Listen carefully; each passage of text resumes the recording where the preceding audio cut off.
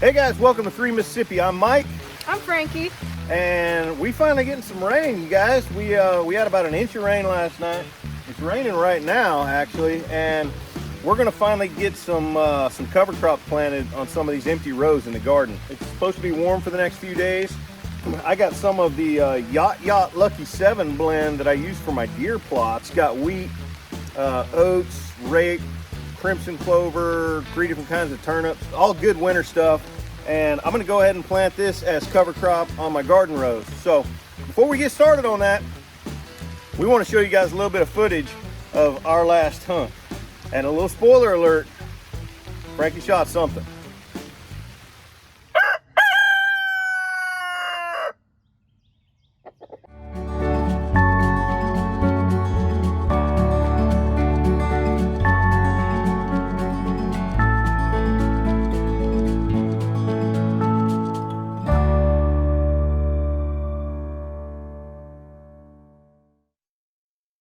So Frankie and I are checking out this spot right here. What's up? We're on top of a levee right now with a lake behind us. The wind's coming out of the north, so we got ourselves posted up north. And over there, some real thick brush. Some deer have been coming out of that thick brush and coming up to this lake for a drink. There's still some good green between here and there, so this might be the spot. We just came around the lake to the other side. We're standing underneath this giant oak tree right here. And if you look down here, you can kind of see that same spot. This tree line is the woods we were looking at from the levee. That's where the deer are probably going to come out and coming up to that levee. And this tree right here is giant. It provides us with both cover and stability to lean up against it for a shot. So as long as the wind stays coming out of the north, what do you think, Frankie? Is this where we're hunting tonight? Yeah, I think so. All right, let's go fill Mama in what's going on.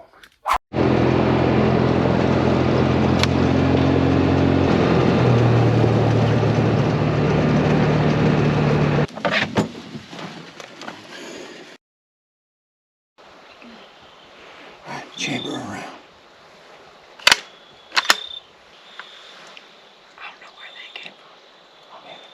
I've been staring and I did not see them. But they came from that way.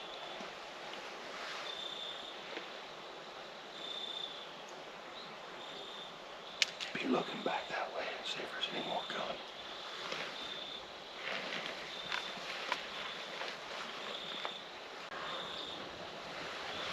You know what? I thought I saw something move earlier. Right around that area. Like way earlier. Take your seat. They probably can't. They were probably out when we came in. That's what I was saying. And I thought I saw something move and I checked my scope. And I looked outside of my scope and then I looked back in. And I was like, maybe I'm just crazy and I bet you it was them. Is the tire 100 something yards because it's 130 meters and 100 something from the other spot? From the other spot. Yeah. If we'd have been at the other spot, We would have gone up. we'd have go. Don't worry, it's early yet.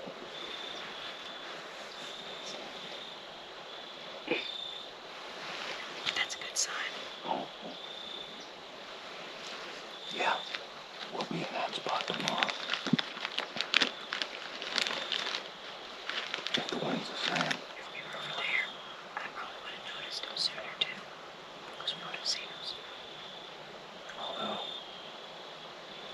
if they were already out when we came in, We would have scared them. we never seen them. We may run them off. Yeah. Which means our hunting would have been busted. Really did. They could tell their little deer friends. Yeah. So it's a blessing and a curse that we didn't go over there. As it is, they can still come back out. That's true. They could still come back out. They should still come back out. It's dinner time and there ain't no food in there. Frankie just shot a coyote. When coyotes come out, deer hunting's over. Yeah. But I didn't have time to turn the doggone camera on. So we're gonna sneak down there. Actually, stop right here. We're gonna sneak down there real quiet, like we know where he went into the woods. He was moving when she shot him. She shot him in the hindquarters and spun him around. I mean, rolled him. So he's hit. And we waited about 5 minutes before we got up. Now we're gonna walk down there and see if we can find him.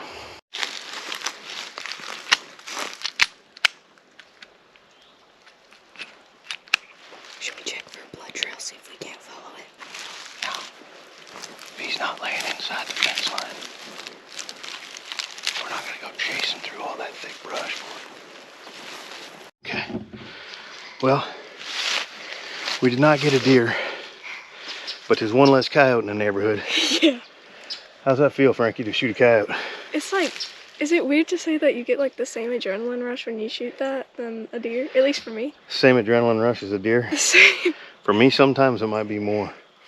If coyotes have been like real problematic lately, getting a chance to shoot a coyote is like, whew. Well, and I think part of it was I had to wait so long to shoot it. Yeah. Because of that car. Yeah. And then it stopped. But I was yeah, like, the background waiting. was no good for a minute, and then then it went in the woods, and then Yeah. it came back out. And at that point, we were just like, all right, it's coyote time. Yeah, finally I told her, deer hunting's over. If you can kill that coyote, kill it. And she said, I can. And she rolled it. Yeah. He was moving. He was moving when she pulled the trigger. I'm pretty sure she gut shot it by the way he tucked his hindquarters and kind of spun. Which is a bummer. I hate to see an animal suffer, but he won't for long. He won't make it. He won't make it through the night. That's one less coyote. Yeah. So. Which I don't like the shot I made on him, but I kicked myself because I should have taken the shot about 5-10 seconds earlier, and he would have been standing still. I would have shot him in the head, or like, I mean, something. Woulda, like shoulda, that. coulda. All I know. But he's. Is not that gonna coyote make it. won't be around tomorrow. No. Let's go eat dinner. And if he is, he's a zombie. That's right. Zombie yotes. Then we got a whole nother problem.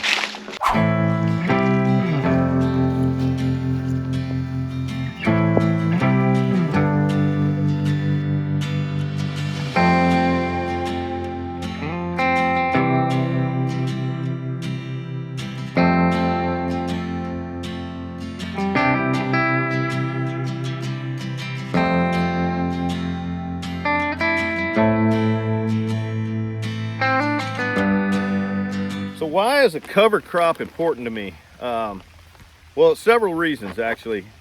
First of all, with these long rows like this, these kind of raised rows, you need some kind of root structure in there to hold them together, right? You know, even if you just let the weeds grow, you need something growing in there throughout the winter. Otherwise, the rains are just going to wash these rows away. Okay. Secondly, there's a lot going on under the soil that is super important. Mycorrhizal activity, the fungi that live in the ground, and they come up and they kind of have a symbiotic relationship with the plants. The plants kind of feed fructose and things down that are created by chlorophyll, sunlight, to the mycorrhizal, and the mycorrhiza reaches deep down into the ground and finds trace minerals and things that are oftentimes deficient in your garden and brings those up. So if you want to keep all that going or get it all started, you need to have something living on the dirt. It just can't be bare dirt.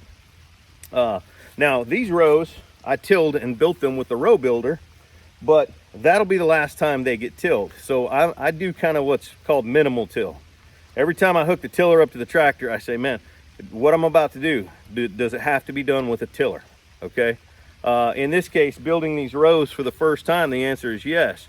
But some of these rows down there that I built last year, they're not going to be tilled this year. I'm going to go ahead and pull the black cover off of them and get a cover crop going. And then in the spring, when it's time to plant something in these, here's where the cover crop comes in handy again. What you're going to do is terminate that cover crop. There's a lot of different ways to do that. You can crimp it, what I'll do is I'll just kind of crimp it lightly, and then I'll lay some more black tarp over it for a couple of weeks, terminate that cover crop, and everything that was growing is now going back into the soil, okay? It's dead now, it's laying there on top of it. And then what I'll do is I'll come across with just a light layer of compost on top of what died and plant whatever I'm gonna plant in the spring in there. So if you want to fix nitrogen, let's say you have a nitrogen fixing cover crop, the only way that it's really fixing nitrogen is if that cover crop itself goes back into the ground. If you mow it off and remove it and take it elsewhere, put it in your compost pile, you know, yeah, you're getting something out of the compost later, but that's a different thing, right? So a lot of reasons that I want to have a cover crop going, and this is great weather for it. Let's get this done.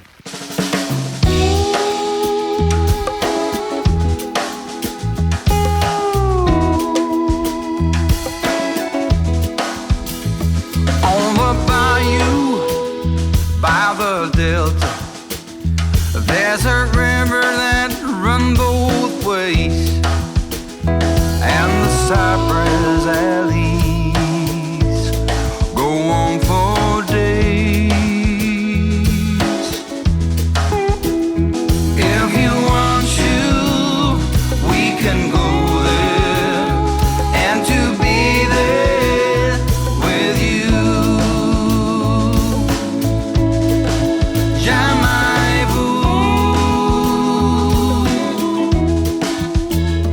In the summer, I'm out there fishing when that catfish is ready to bite, and when the nets are filled with crawfish, it's a sight. If you want to, we can go there, and to be there with you. Oh,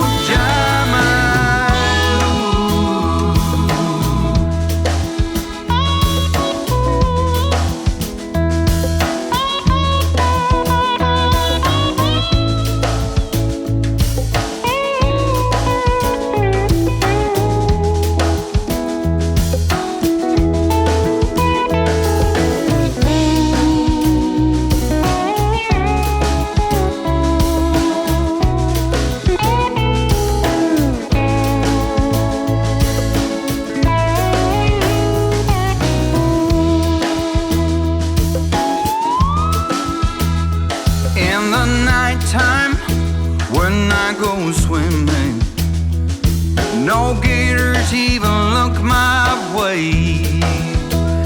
On my back I float there, hear the crickets chirping.